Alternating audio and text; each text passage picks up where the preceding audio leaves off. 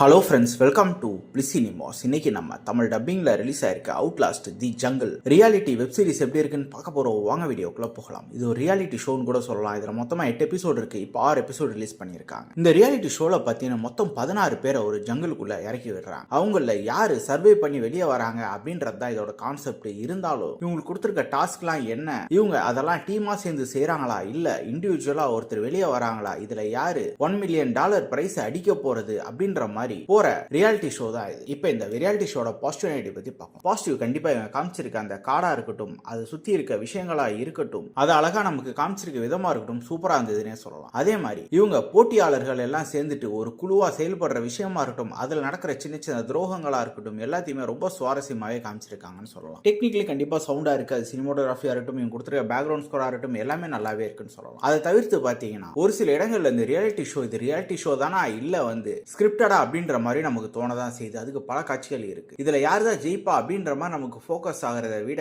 இவங்க பேசுற விஷயங்கள் கொஞ்சம் இன்ட்ரெஸ்டிங்கா இருந்த மாதிரியே இருந்தது. மொத்தத்துல என்கிட்ட கேட்டீங்கன்னா இது ஒரு கேம் ஷோ தான், வேணும்னா ட்ரை பண்ணி பாருங்க. இதுக்கு நம்மளோட ரேட்டிங் கேட்டீங்கன்னா 10க்கு 6 மார்க் கொடுக்கலாம். இன்னொரு வீடியோல சந்திக்கலாம். தேங்க்யூ.